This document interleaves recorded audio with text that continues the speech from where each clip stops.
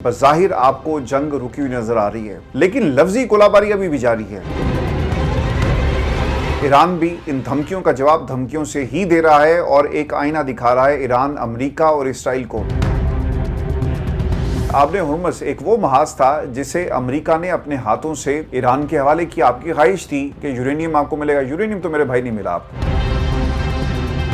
پاسان انقلاب کی جس نے ہمیشہ کی طرح اسرائیل اور امریکی دھمکیوں کو پاؤں کی ٹھوکر پر رکھتے ہوئے خبردار کر دیا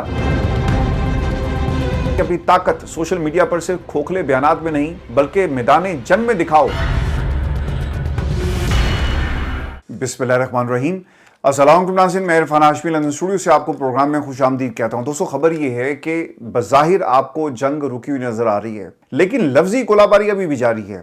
امریکہ کی طرف سے ہر دوسرے گھنٹے ایران کو دھمکی دی جاتی ہے۔ ڈونلڈ ٹرمپ کا ٹروتھ سوشل پر اکاؤنٹ مسلسل زہر اگل رہا ہے اور ایک وارننگ سائن جو ہے وہ مسلسل آپ کو اس ٹویٹر اکاؤنٹ سے نظر آئے گا، لیکن دوسری طرف ایران بھی ان دھمکیوں کا جواب دھمکیوں سے ہی دے رہا ہے اور ایک آئینہ دکھا رہا ہے ایران، امریکہ اور اسرائیل کو۔ دوستو، ایسے وقت میں جب یہ لفظی گولہباری جاری ہے اور ایک بریک تھرو کی امید کی جا رہی ہے، پاکستان نے ثالثی کا کردار ادا کرتے ہوئے اپنے وفود کو ایران میں بھیجا۔ محسن نقوی صاحب وہاں پر موجود ہیں اور امریکہ کا پیغام ایران کو اور ایران کا پیغام امریکہ کو پہنچایا جا رہا ہے، یعنی میڈیٹر کا وہ کام کر رہے ہیں۔ لیکن اسی ماحول کے اندر ایک خبر اب یہ بھی آ رہی ہے، عرب میڈیا اس کو رپورٹ کر رہا ہے کہ بہت جلدی حتمی مسودہ شیئر کیا جائے گا اور اس مسودے میں ایران کی شرائط، امریکہ کی شرائط، یعنی ایک درمیانی راستہ نکالا جا رہا ہے۔ دوستو، امریکی دھمکیوں کے بعد ماحول آپ کو ایک بار پھر گرم ہوتا ہوا نظر آئے گا۔ پہلے ڈونلڈ ٹرمپ نے کیا کہا یہ میں آپ کے ساتھ شیئر کر دیتا ہوں، پھر ہم آگے بڑھیں گے کہ ایران نے اس کا کس طرح سے جواب دیا۔ ڈونلڈ ٹرمپ یہ کہتے ہیں کہ اور انہوں نے یہ دعویٰ کیا کہ ایران ڈیل کرنے کے لیے بےتاب ہے، اور انہوں نے ساتھ یہ بھی دھمکی دی کہ اگر ایران کے ساتھ ڈیل نہیں ہوئی تو امریکہ دوبارہ حملہ کر سکتا ہے۔ اس سے پہلے 3 ممالک کی انٹرونشن کے بعد اس حملے کو روکا گیا جو یقیناً کل انہوں نے کرنا تھا اور ایران کو بری طرح تباہ کر دیا۔ آئندہ دنوں میں مزید چیزیں ہم دیکھیں گے۔ دیکھیں، یہ جو نیریٹو بلڈنگ ہے یہ اس کا حصہ ہے۔ ایران کو ہم نے تباہ کر دیا، ایران کی قیادت ختم ہو گئی، ایران کے تمام لوگ مر چکے، ایران کی وہ قیادت اس وقت ہمارے ساتھ مذاکرات کر رہی ہے۔ بھائی پھر جاؤ نا، جا کر یورینیم پہ قبضہ کر لو۔ اگر قیادت ختم ہو گئی اور ایران کمزور ہو چکا، آبِ ہرمز میں اگر ہمت ہے جو جا کر کھلوا لو۔ پچھلے 2 مہینوں میں آبِ ہرمز ایک وہ محاذ تھا جسے امریکہ نے اپنے ہاتھوں سے ایران کے حوالے کیا۔ آپ کی خواہش تھی کہ یورینیم آپ کو ملے گا، یورینیم تو میرے بھائی نہیں ملا آپ کو، لیکن دوسری طرف آبِ ہرمز کا ایک محاذ آپ نے ضرور کریٹ کیا۔ یہ ایک ایسا ہتھیار ہے جو ڈونلڈ ٹرمپ کے یورینیم کا ایکسیس حاصل کرنے کے بعد بھی یا پھر کسی دوسرے ملک میں اگر اسے منتقل کر دیا جاتا ہے، اس کے باوجود یہ ہتھیار ایران جب چاہے گا اسے استعمال کرے گا۔ دوستو، ٹرمپ نے صحافیوں سے گفتگو کرتے ہوئے کہا کہ ایران میں لوگوں کی حالت انتہائی خراب ہے، وہ ڈیل چاہتا ہے۔ ایران کے اندر بدترین معاشی صورتحال کے باعث شدید عوامی غم و غصے اس وقت جو ہے وہ دیکھنے میں آ رہا ہے۔ ایران جنگ کو ابھی 3 ہی ماہ ہوئے، اس میں بھی زیادہ وقت سیز فائر کا ہے اور آبِ ہرمز کو بھی کھول دیں گے، لیکن مجھے کوئی جلدی نہیں ہے۔ بھائی آپ کو جلدی ہے، ابھی کس طرح جلدی ہے؟ ذرا یہ پاسان انقلاب کا جواب ملاحظہ کریں اور پھر ڈونلڈ ٹرمپ کیا کر رہے ہیں اور وہاں پہ انٹرنلی ان کے معاملات کتنے خراب ہو گئے یہ بھی میں آپ کو بتاتا ہوں، چونکہ وہاں پر ایک قرارداد ہے جس سے ڈونلڈ ٹرمپ کی جو حاکمیت تھی اور جس طرح سے انہوں نے امریکہ میں تیسری بار امریکن تاریخ کے اندر ان کا یہ خواب تھا کہ وہ تیسری بار امریکہ کے صدر منتخب ہوں گے اور قانون میں تبدیلی کر دی جائے گی، یہ سب کچھ جو ہے وہ ملیا میٹ ہو گیا۔ دوستو، امریکہ کے بعد اسرائیل نے بھی ایران پر ایک بار پھر ناجائز اور غیر قانونی جنگ مسلط کرنے کی تیاریاں شروع کر دی۔ اسرائیل اس بار کیا کرنے جا رہا ہے اس کا ذکر میں آپ کو تھوڑا سا آگے چل کر آپ کے ساتھ میں کروں گا، لیکن سب سے پہلے بات کرتے ہیں ایرانی پاسان انقلاب کی جس نے ہمیشہ کی طرح اسرائیل اور امریکی دھمکیوں کو پاؤں کی ٹھوکر پر رکھتے ہوئے خبردار کر دیا کہ ایران کے خلاف جنگ شروع ہوئی تو خطے سے یہ جنگ باہر جائے گی۔ پچھلی جنگ میں اپنی تمام صلاحیتوں کا ہم نے استعمال نہیں کیا۔ اگر ایران کے خلاف کوئی کارروائی کی گئی تو اس کی نئی علاقائی اور غیر علاقائی صلاحیتیں فعال ہو جائیں گی۔ وہ یہ کہہ رہے ہیں کہ اس دفعہ ہم حملہ آپ کی بیسس پر نہیں کریں گے بلکہ یہ حملہ کہیں اور بھی ہوگا۔ اس سے کیا مراد ہے؟ کیا ایران امریکہ کے اندر حملہ کرے گا یا پھر ان کے اتحادیوں کے ان بیسس کو ٹارگٹ کرے گا یا اس کا دائرہ کار وسیع کر دیا جائے گا؟ اور پھر دوستو، جو سب سے خطرناک بات ہے مڈل ایسٹ کے لیے کہ اگر ایٹمی پلانٹس کو ٹارگٹ کیا جاتا ہے جس طرح کہ ایران کے اندر کیا گیا تو اس خطے میں کچھ نہیں بچے گا۔ پھر پاسان انقلاب یہ بھی کہتے ہیں کہ اپنی طاقت سوشل میڈیا پر صرف کھوکھلے بیانات میں نہیں بلکہ میدان جنگ میں دکھاؤ۔ عباس عراقچی نے ایک سٹیٹمنٹ جاری کی اور وہ یہ کہتے ہیں کہ جارحیت دوبارہ شروع کی گئی तो जंग में जो कुछ सीखा है इसका भरपूर तरीके से इस्तेमाल करेंगे और इसकी मदद से मजीद हैरत अंगेज आपको रद्दमल दिया जाएगा। और दोस्तों, मीडिया पर बयान में ईरानी वज़ीर ख़ारजा ने कहा कि ईरान के खिलाफ जंग छेड़ने के महीनों बाद अमेरिकी कांग्रेस ने इस्तराफ कर लिया कि लड़ाई में अरबों डॉलर मालियत के कई दर्जन लड़ाका तैयारे तबाह हुए। यह भी तस्दीक कर दी गई कि ईरानी फौज सबसे पहले कुव्वत है जिससे अमेरिका को अहम तरीन F-35 तैयारा भी मार गिराया। यानी इससे पहले आपको कोई एग्जाम्पल ऐसी नहीं मिलेगी। ये क्रेडिट भी ईरान को जाता है। अमेरिकी सेंट्रल कमांड के दावे पर ईरान में निशाना बनाया गया मेनाब स्कूल पाकिस्तान इनकलाब के मिसाइल लॉन्चिंग साइट के करीब था। ये दावा किसने किया है? ये अमेरिकन कह रहे हैं। वहां पे उनके जो कमांडर थे वो गए, कमेटी में उन्होंने बयान दे दिया। लेकिन इसका जवाब अब ईरान ने भी दिया कि ये एक बेबुनियाद और मन घड़त दावा और खौफनाक झूठ है। इस हकीकत को झुटलाया नहीं जा सकता कि शहरी इलाके में वाक़या और पढ़ाई के औकात में स्कूल पर अमेरिकी हमले में तलबा और साथी समेत 170 अफराद शहीद हुए।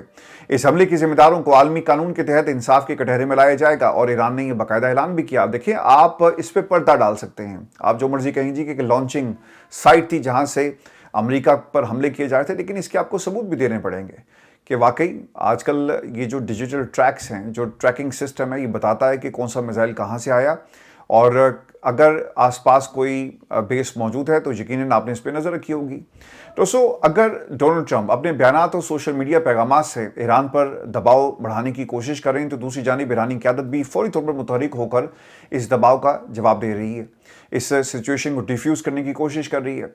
और अगर ये कहा जाए कि मीडिया वॉर का एक नया दौर शुरू हो चुका है तो ये बिल्कुल भी गलत नहीं होगा। ईरान कई शोबों में अमेरिका पर दबाव बढ़ा रहा है। मेनाब स्कूल पर हमले और जोहरी तनसीबात को निशाना बनाने पर ईरान मुसलसल आलमी बरादरी के सामने अपना केस पेश कर रहा है। ये जो केस पिच किया गया, अपना मुद्दा जो उन्होंने बयान किया, दुनिया ईरान के साथ खड़ी है कि तुमने 170 बच्चों को शहीद किया और ईरान सच कह रहा है। आज तुम्हें 2 महीने के बाद याद आया कि जनाब एक लॉन्चिंग पैड था, एक लॉन्चिंग साइट थी जहां से मिसाइल हमले किए जा रहे थे, तो हमने वहां पे अटैक किया और एक मिसाइल जाकर स्कूल पे गिरा। लेकिन ये तुम्हारे जुर्म के ऊपर पर्दा नहीं डाल सकता कि तुमने एक लॉन्चिंग साइट के ऊपर हमला किया। ये कहना ये चाह रहे हैं कि जनाब इन्होंने स्कूल की आड़ में एक लॉन्चिंग पैड बनाया हुआ था, ये काम इसराइल ने किया। आपको याद होगा कि जिन इलाकों पे ईरान ने हमला किया ये वो इलाके थे, यानी गुंजान आबाद इलाके, और इन इलाकों में इन्होंने अपनी बेसिस बनाई हुई थी कि अगर हमले होंगे तो ऑब्वियसली हम ये दुनिया को बता सकेंगे कि देखो ये जो शहरी इलाके इन पर हमला कर रहे हैं। और ये इनकी प्लानिंग का हिस्सा था। आपको याद होगा कि इसी प्लेटफॉर्म पे मैंने आपको एक बात खबर आपके साथ शेयर की थी कि बहुत सारे जो ज्यूज़ हैं उन्होंने भी अपनी हुकूमत के खिलाफ आवाज़ बुलंद की कि भाई बात ये है कि तुम इन बेसिस को उठाकर शहर से दूर क्यों नहीं लेके जाते।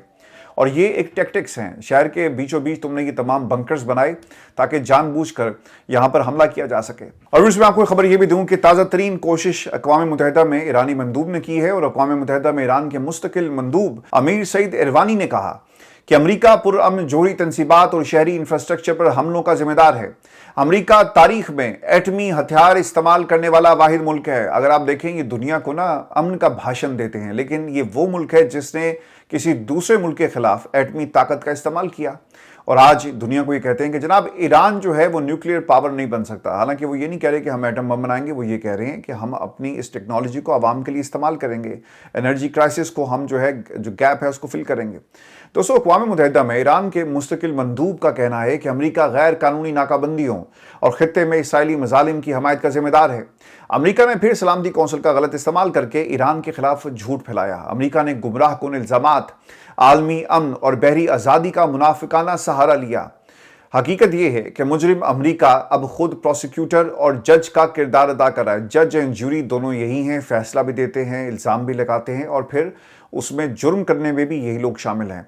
दोस्तों, अमेरिका एक फेस सेविंग की तलाश में, इसमें किसी को कोई शक नहीं होना चाहिए। अमेरिका कोशिश कर रहा है अपने साजिशों के जरिए। देखिए, ये जो बार बार जंग को ये एक तरह से आगे धकेलते हैं, इसमें 2 फैक्टर हैं। एक तो फेस सेविंग और दूसरा मिडल ईस्ट फैक्टर आपने इसे भूलना नहीं है, क्योंकि मिडल ईस्ट के अंदर जितने भी ममालिक शामिल हैं वो ये समझते हैं कि अगर ये हमले हुए, अमेरिका तो हज़ारों मील दूर बैठा हुआ है, इसका फौरी इम्पैक्ट हमारी इकोनॉमी पे पड़ेगा, हमारे पावर प्लांट्स को टारगेट करेंगे, हमारे लोगों को टारगेट करेंगे। और ईरान ने साफ साफ कह दिया था कि भाई अगर अब तुमने, जो आज का उनका बयान आया कि फिर आप इसे علاقے سے باہر بھی اس کا ایک امپیکٹ دیکھیں گے اور یہ امریکہ کے اوپر ڈائریکٹ حملہ کرنے کا ایک اشارہ ہے۔ دوستو، ایران امریکہ کشیدگی اور جنگ کے حوالے سے پاکستان کا بھرپور سفارتی کردار ابھی بھی جاری ہے اور پاکستان نے ابھی ہتھیار نہیں ڈالے، امن کی کوششیں ترک نہیں کی اور دنیا کو پاکستان نے بتا دیا کہ اس وقت دنیا میں امن کے لیے سچی اور کھری کوشش کرنے والا ملک صرف پاکستان ہے۔ وزیر داخلہ جی محسن نقوی صاحب ملک کے اندر جو بھی حالات ہیں، لیکن وہ اس محاذ کے اوپر آپ کو 24 گھنٹے کوششیں کرتے ہوئے نظر آ رہے ہیں اور ایک 24 گھنٹے میں انہوں نے 2 ایران کے دورے کیے، وہ ایران گئے، پھر بلوچستان میں آئے، اہم ملاقاتیں کر کے وہاں پہ فیلڈ مارشل سے ان کی ملاقات ہوئی ہے اور پھر وہ پیغام لے کر دوبارہ ایران گئے ہیں۔ دوستو، چند روز قبل وزیر داخلہ محسن نقوی نے ایران کا دورہ کیا تھا، جہاں انہوں نے ایرانی صدر مسعود پزشکیان، چیف مذاکرات کار محمد باقر کالیباف اور وزیر خارجہ عباس عراقچی سے ملاقاتیں کی تھی اور جو وہاں کی جو ایجنسیز ہیں ان کی رپورٹس کے مطابق وزیر داخلہ محسن نقوی نے ایرانی حکام سے ملاقات میں 2 طرفہ تعلقات اور مشرق وسطیٰ کی تازہ ترین صورتحال، یعنی اگر سمپلی یہ کہا جائے کہ یہ سیدھا پیغام لے کر گئے تو دوستو یہ بالکل بھی غلط نہیں ہوگا۔ یہ باقی ایجنسیز رپورٹ ایسے ہی کرتی ہیں کہ 2 طرفہ تعلقات، علاقائی سلامتی پہ بات ہوئی ہے، ایسا کچھ نہیں ہے۔ امریکنز کو ان کا پیغام پہنچایا جا رہا ہے اور دوسری طرف سے جو پیغام ہے وہ امریکنز کے سامنے رکھا جا رہا ہے کہ جناب یہ وہ کہہ رہے ہیں، یہ آپ کی بات ہے تو ہمیں کوئی درمیانی راستہ نکالنا چاہیے، یعنی پاکستان ایک میسنجر کا کام کر رہا ہے اس پوری سچویشن کے اندر۔ اور ویسے آپ کو ایک خبر یہ بھی دیں کہ امریکہ میں صدر ٹرمپ کے قدموں سے زمین کھسکنا شروع ہو چکی ہے۔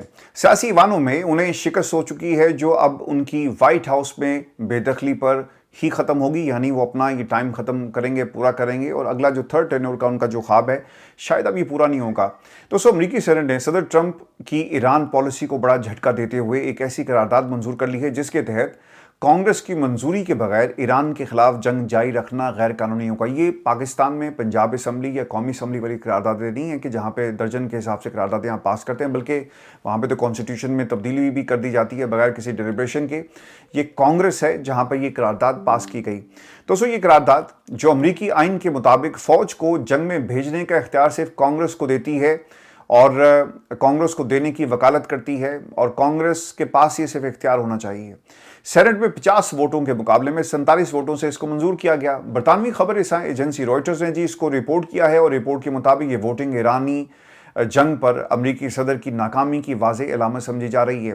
اگرچہ ٹرمپ کی ریپبلکن پارٹی کے ساتھیوں نے اس سال پہلے بھی اس طرح کی 7 کوششوں کو روکا تھا، لیکن اس بار 4 ریپبلکن سینیٹرز نے ڈیموکریٹس کے ساتھ مل کر قرارداد کے حق میں ووٹ دیا، جبکہ 3 ریپبلکن اراکین ووٹنگ کے دوران غیر حاضر رہے۔ اس قرارداد کے حامی امریکی قانون سازوں کا یہ درینہ موقف ہے کہ آئین کے تحت جنگ کا اعلان کرنے کا اختیار صدر نہیں بلکہ کانگریس کے پاس ہونا چاہیے۔ تاہم یہ ایک طویل اور مشکل عمل کا آغاز ہے کیونکہ اس قرارداد کو اب بھی ریپبلکن کی اکثریت والے ایوان نمائندگان یعنی ہاؤس آف ریپرزینٹیٹیو یعنی کانگریس سے منظور ہونا پڑے گا۔ وہاں پہ اگر اس کی منظوری ہوتی ہے تو پھر اس کے اوپر امپلیمنٹ ہو سکتا ہے، جہاں اس پر ووٹنگ اسی ہفتے متوقع ہے۔ اگر یہ قرارداد کانگریس سے بھی منظور ہو جاتی ہے تو صدر ٹرمپ کے ممکنہ ویٹو کو غیر مؤثر کرنے کے لیے دونوں ایوانوں میں 2/3 اکثریت کی ضرورت ہوگی۔ دیکھیں، یہی تو جمہوریت کا حسن ہے کہ عوام کے نمائندے یہ فیصلہ کریں گے کہ ان کا جو صدر ہے وہ جو فیصلے کرتا ہے وہ ٹھیک ہیں یا غلط۔ یعنی آپ کسی فرد واحد، جو کچھ پاکستان میں ہوتا ہے کہ فرد واحد نے فیصلہ کر لیا، پارلیمان کی حیثیت 0 ہے اور سارا اختیار فرد واحد کو دیا جا رہا ہے، لیکن یہاں پر آپ کی ہاؤس آف ریپرزینٹیٹیوز، کانگریس اور یہ تمام ایوان اس بات کا فیصلہ کریں گے کیونکہ مینڈیٹ عوام کا ان لوگوں کے پاس ہے۔ اور دوستو، آخر میں ایک بہت بڑی سازش جو امریکہ اور اسرائیل نے مل کر تیار کی اور اس سازش میں وہاں پہ قیادت کو اپنی مرضی سے تبدیل کرنا تھا۔ یہ صرف یورینیم کے حصول کا معاملہ نہیں تھا یا پھر میزائل پروگرام کو رول بیک کرنے تک یہ چیز محدود نہیں تھی، بلکہ وہاں پر نظام کی تبدیلی، اور نظام کی تبدیلی کیسے ہوگی؟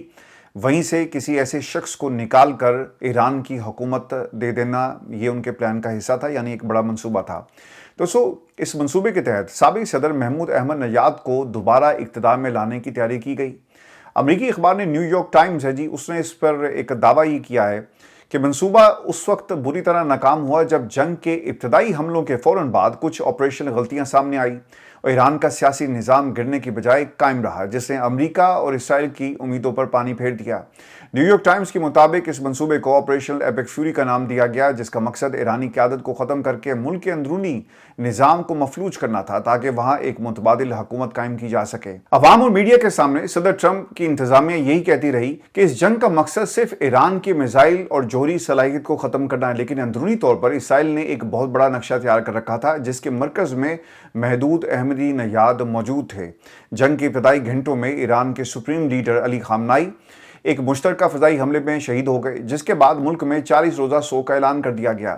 اسرائیلی منصوبہ سازوں کا خیال تھا کہ علی خامنائی آیت اللہ خامنائی کی موت سے ایران کا پورا کمانڈ اینڈ کنٹرول سسٹم تباہ ہو جائے گا، لیکن اس حملے میں وہ ایرانی حکام بھی مارے گئے جن کے بارے میں واشنگٹن کا خیال تھا کہ وہ حکومت کی تبدیلی کے وقت اس کے ساتھ تعاون کر سکتے ہیں۔ اور اسی دوران ایران میں ایک اور خفیہ کارروائی کی جاتی ہے، اور اس کارروائی کے مطابق جہاں محمود احمدی نژاد نظر بند تھے، اسرائیلی فضائیہ نے ان کے گھر کے باہر موجود پاسداران انقلاب کی اس سیکیورٹی پوسٹ کو نشانہ بنایا جو ان پر نظر رکھے ہوئے تھے۔ سیٹلائٹ تصاویر جو دوستوں اس میں جاری کی گئی ان سے یہ معلوم ہوتا ہے کہ سیکیورٹی پوسٹ کو تباہ کر دیا گیا، لیکن احمدی نژاد کا گھر محفوظ رہا۔ اس حملے میں سابق صدر معمولی زخمی ہوئے لیکن وہ بچ گئے۔ امریکی حکام اور احمدی نژاد کے ایک قریبی ساتھی نے تصدیق کی کہ اس حملے کا مقصد دراصل انہیں ایرانی فورسز کی قید سے آزاد کرانا تھا، اور یہ کنفرمیشن اس کے بعد بھی آئی۔ لیکن ہوا کیا؟ مقصد یہ تھا کہ علی خامنائی کے بعد انہیں ملک کا نیا سربراہ پیش کیا جا سکے، جسے امریکی میڈیا نے جیل توڑنے کی آپریشن سے تشبیہ دی۔ تاہم اس قاتلانہ ماحول اور موت کے اس قریبی تجزیے نے محمود احمدی نژاد کو شدید مایوس کر دیا۔ وہ اس حملے کے بعد منظر عام سے بالکل غائب ہو گئے، اور اب وہ کہاں ہیں اس بارے میں کسی کو کچھ معلوم نہیں ہے کہ وہ کہاں موجود ہیں، اور انہوں نے پیچھے ہٹنا ہی جو ہے وہ بہتر سمجھا، وہ پیچھے ہٹ گئے، اور اسرائیل کا پورا جو منصوبہ تھا وہ کامیاب نہیں ہو سکا۔ اور دوستوں آپ کو چائنا روس کے حوالے سے بھی خبر شیئر کر دیں۔ ولادیمیر پوٹن اس وقت چائنا کے اندر موجود ہیں، وہاں دورہ کر رہے ہیں، اور چائنا کے اوپر امریکنز نے ایک پریشر یہ بنایا تھا کہ بھئی دیکھیں آپ نے ہرمز ہم نے بند کر دی ہے، ناکہ بندی ہم کر رہے ہیں، تو آپ کے جہاز اور جو تیل کی ترسیل ہے اس سے متاثر ہو رہی ہے۔ 45% تجارت جو راستہ استعمال کیا جاتا ہے، اور 20% تیل کی ضروریات یہیں سے پوری ہوتی ہیں۔ اب یہ 20% تیل کیسے پورا ہوگا؟ تو آ گیا روس ریسکیو کرنے کے لیے، اور یہ ملاقات بھی بتائی جاتا ہے کہ اسی سلسلے کی کڑی ہے۔ دوستو 2 روزہ دورے پر روسی صدر اپنے چینی ہم منصب سے ملاقات کے لیے پہنچے ہیں، اور کن چیزوں پر تبادلہ خیال کیا گیا ہے؟ دیکھیں میڈیا تو رپورٹ کرتا ہے کہ جناب 2 طرفہ تعلقات پر، باہمی امور پر اس قسم کی جو رسمی سٹیٹمنٹ سے دی جاتی ہیں، لیکن اصل معاملہ کیا؟ تیل، اور روس اب چائنا کو تیل دے گا، اور ان کا ایک معاہدہ بھی ہو گیا، اسٹریٹجک معاہدہ ہے، اور اعلیٰ سطح تک باقاعدہ اس کی کنفرمیشن آ گئی ہے کہ ایک اسٹریٹجک جامع حکمت عملی تیار کی گئی ہے، اور روس نے حامی بھر لی ہے کہ بھئی تمہیں جتنا تیل چاہیے ہوگا روس چائنا کو مہیا کرے گا۔ خبر کے مطابق روسی صدر ولادیمیر پوٹن نے خطاب کرتے ہوئے کہا کہ روس چین کو توانائی کی فراہمی جاری رکھنے کے لیے تیار ہے۔ روس اور چین آزاد خارجہ پالیسیاں اختیار کرنے کے لیے پرعزم ہے، اور عالمی سطح پر استحکام پیدا کرنے میں کردار ادا کرتا رہے گا۔ روسی صدر کے دورہ چین کے دوران دونوں ملکوں نے مختلف شعبوں میں تعاون بڑھانے کے لیے 20 سے زائد معاہدے کیے ہیں۔ تو ڈونلڈ ٹرمپ نے تو صرف اعلان ہی کیا نا کہ بھئی 200 بوئنگ طیارے ہیں، سویا بین اور وغیرہ وغیرہ ہم ان سے لیں گے، لیکن معاہدہ بٹوین رشیا، روس اور آپ کے چین کے درمیان ہو چکا ہے۔ یہ ہماری ویڈیو تھی آج کی، اپنے کمنٹس بھیجیے گا، چینل کو ضرور سبسکرائب کریں، اجازت دیجیے، اللہ نے کے بعد۔